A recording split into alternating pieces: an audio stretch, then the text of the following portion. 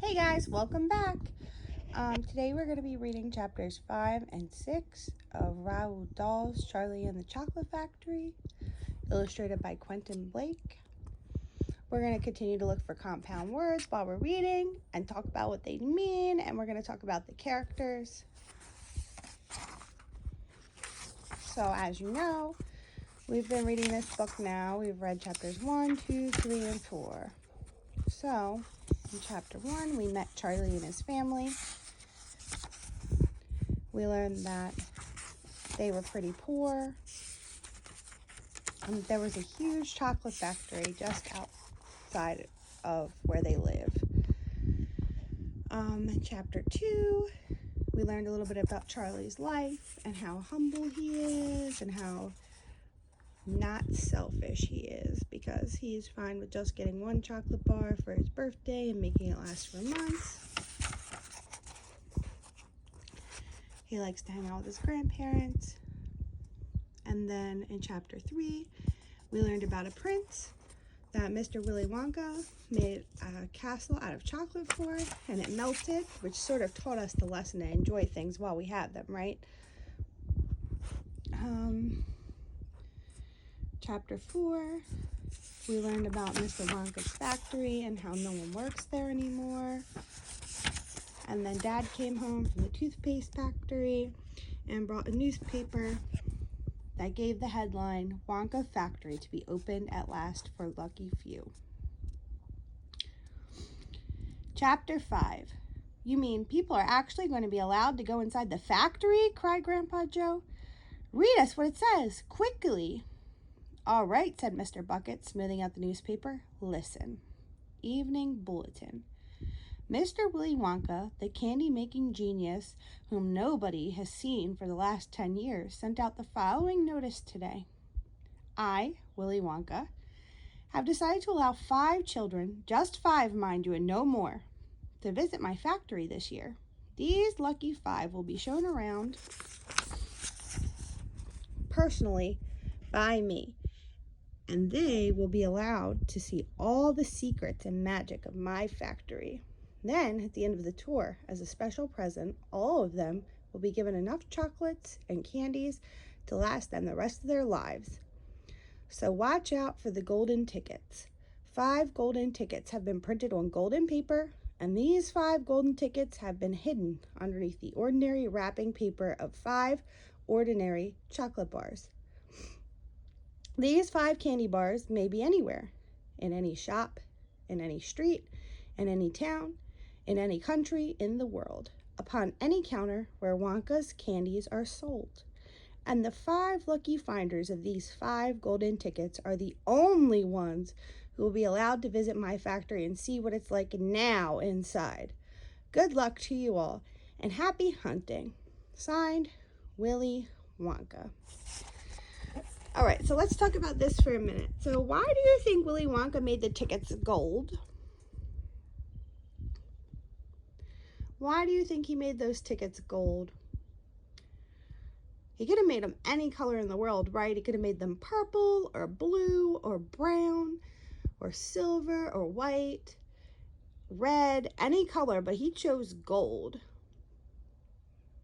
So this book has a lot to do with being poor versus being rich.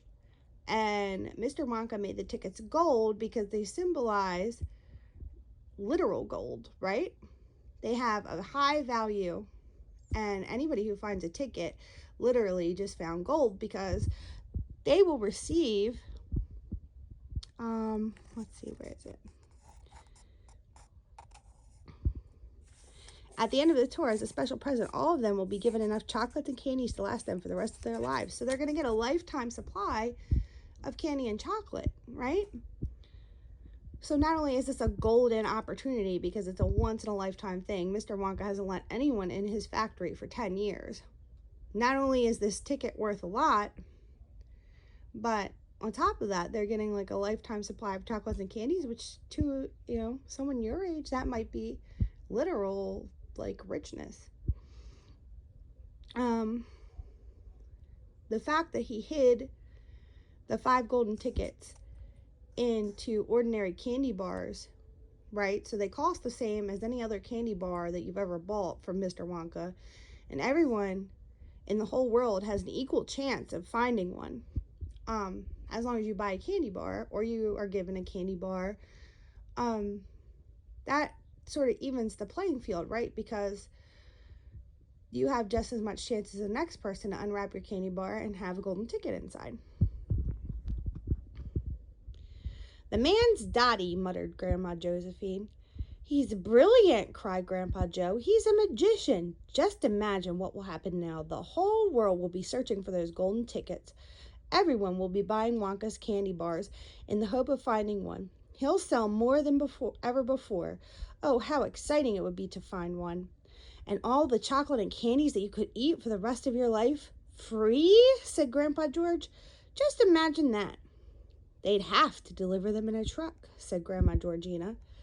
"It makes me quite ill to think of it," said Grandma Josephine. "Nonsense," cried Grandpa Joe. "Wouldn't it be something, Charlie, to open a bar of candy and see a golden ticket glistening inside?" "It certainly would, Grandpa, but there isn't a hope," Charlie said sadly. "I only get one bar a year."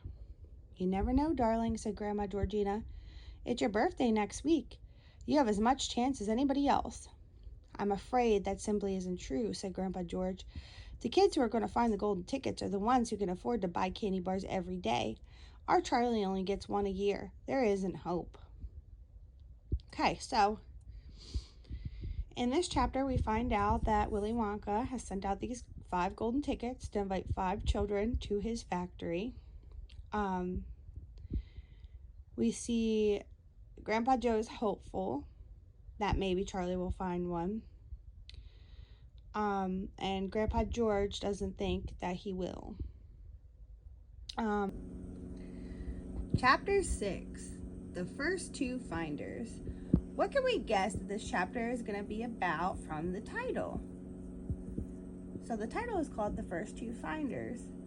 Last chapter, we found out that Willy Wonka is sending out 5 golden tickets into the world for kids to find to come to his factory. So can we predict that this chapter is going to consist of meeting the first 2 people who found a ticket? The very next day, the first golden ticket was found. The finder was a boy called Augustus Gloop, and Mr. Bucket's evening newspaper carried a large picture of him on the front page. The picture showed a 9-year-old boy who was so enormously fat that he looked as though he had been blown up with a powerful pump. Great flabby folds of fat bulged out from every part of his body, and his face was like a monstrous ball of dough with 2 small, greedy, curranty eyes peering out upon the world. Does anybody know what a currant is? So a currant is like a small black seed, right? So they're describing this kid, and he's huge and fat, and he has like rolls everywhere, and he has these 2 tiny little black eyes. The town in which Augustus Gloop lived, the newspaper said, had gone wild with excitement over their hero. Flags were flying from all of the windows. Children had been given a holiday from school, and a parade was being organized in honor of the famous youth. "I just knew Augustus would find a golden ticket," his mother told the newspaper man. "He eats so many chocolate or candy bars a day that it was almost impossible for him not to find one. Eating is his hobby, you know. That's all he's interested in. But still, that's better than being a hooligan and showing off zip guns and things like that in his spare time, isn't it? And what I always say is, he wouldn't go on eating like he does unless he needed nourishment, would he? It's all vitamins anyway. What a thrill it would be for him to visit Mr. Wonka's marvelous factory. We're just as proud as can be." There's Augustus and his mom, and she says that his hobby is eating. Is that a good hobby to have, do you think? To just eat and eat and eat in your free time all the time? Sounds like an expensive hobby too, right?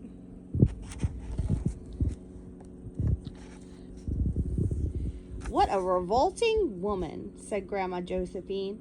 "And what a repulsive boy," said Grandma Georgina. "Only 4 golden tickets left," said Grandpa George.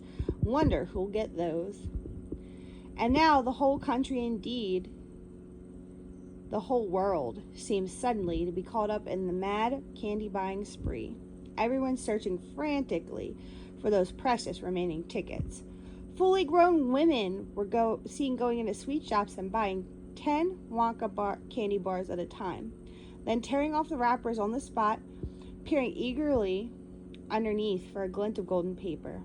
Children were taking hammers and smashing their piggy banks and running out to the shops with handfuls of money. In one city, a famous gangster robbed a bank of $5,000 and spent the whole lot on candy bars that same afternoon. And when the police entered his house to arrest him, they found him sitting on the floor amidst mountains of candy, ripping off the wrappers with the blade of a long dagger. In far-off Russia, a woman called Charlotte Russe claimed to have found the second ticket, but it turned out to be a clever fake. In England, the famous scientist, Professor Foulbody, invented a machine which would tell you at once, without opening the wrapper of a candy bar, whether or not there was a golden ticket hidden underneath it. The machine had a mechanical arm that shot out with tremendous force, grabbed hold of anything that had the slightest bit of gold inside it, and for a moment it looked like the answer to everything. But unfortunately, while the professor was showing off the machine to the public at the candy counter of a large department store, the mechanical arm shot out and made a grab for the gold filling in the back tooth of a duchess who was standing nearby. There was an ugly scene, and the machine was smashed by the crowd.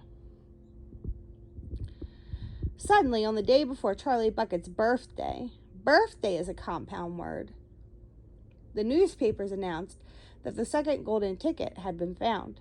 The lucky person was a small girl called Veruca Salt, who lived with her rich parents in a great city far away. Once again, Mr. Bucket's evening newspaper carried a big picture of the finder. She was sitting between her beaming father and mother in the living room of their house, waving the golden ticket above her head and grinning from ear to ear. Veruca's father, Mr. Salt, had eagerly explained to the newspaper men exactly how the ticket was found. "You see, fellas," he said, "as soon as my little girl told me that she simply had to have one of those golden tickets, I went out into the town and started buying up all the Wonka candy bars I could lay my hands on. Thousands of them. I must have bought hundreds of thousands. Then I had them loaded onto trucks and sent directly to my own factory. I'm in the peanut business, you see, and I've got about 100 women working for me over at my joint, shelling peanuts for roasting and salting. That's what they do all day long. Those women, they sit there shelling peanuts. So I says to them, 'Okay, girls,' I says, 'from now on, you can stop shelling peanuts and start shelling the wrappers off these crazy candy bars instead.' And they did. I had every worker in the place yanking the paper off those bars of chocolate full speed ahead from morning till night." Wow. So we learn that Mr. Salt owns a peanut business where women are paid to sit in his shop and shell the peanuts all day, and that he, instead of having them finish shelling the peanuts for his business, had them taking the wrappers off these candy bars to find Veruca her ticket. But 3 days went by and we had no luck. Oh, it was terrible. My little Veruca got more and more upset each day. And every time I went home, she would scream at me. Well, that's not very nice, huh? She would scream at her dad. "Where's my golden ticket? I want my golden ticket." And she would lie for hours on the floor, kicking and yelling in the most disturbing way. So she would throw a temper tantrum like a baby because he couldn't find a golden ticket yet. That's not very kind, is it? Or helpful, or safe. Well, sir, I just hated seeing my little girl feeling so unhappy like that, so I vowed I would keep up the search until I got her what she wanted. Then suddenly, on the evening of the 4th day, one of my women workers yelled, "I've got it, a golden ticket!" And I said, "Give it to me quick!" And she did, and I rushed it home and gave it to my darling Veruca, and now she's all smiles, and we have a happy home once again. So she was making her whole house miserable for that golden ticket. Look at her there. Let's look at what they're wearing. So Mom has on a lot of jewelry, right? And they have some type of hanging lamp in the background. And Veruca has on jewelry. And Dad has on a tie and he has rings on his fingers. Do we think that Veruca's family is really well off? Maybe more well off than Augustus's family? Because while his mom has on a lot of jewelry, Augustus doesn't have rings or anything on. He doesn't have any jewelry on. So I think that Veruca's family is maybe a little bit richer than Augustus's. And both families are probably richer than Charlie's. "That's even worse than the fat boy," said Grandma Josephine. "She needs a real good spanking," said Grandma Georgina. "I don't think the girl's father played it quite fair, Grandpa, do you?" Charlie murmured. "He spoils her," Grandpa Joe said, "and no good can ever come from spoiling a child like that, Charlie. You mark my words." "Come to bed, my darling," said Charlie's mother. "Tomorrow's your birthday. Don't forget that. So I expect you'll be up early to open your present." "A Wonka candy bar?" cried Charlie. "Is it a Wonka candy bar? It's a Wonka candy bar, isn't it?" "Yes, my love," his mother said. "Of course it is." "Oh, wouldn't it be wonderful if I found the 3rd golden ticket inside it?" Charlie said. "Bring it in here when you get it," Grandpa Joe said.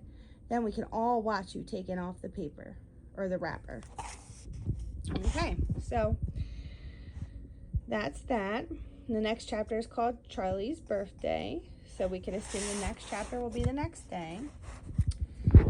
What did you think of the characters that we met? We met Augustus and Augustus's mom, who gives him all the food that he wants as a hobby. And we met Veruca and her mother and father. And her father seems to really spoil her, huh?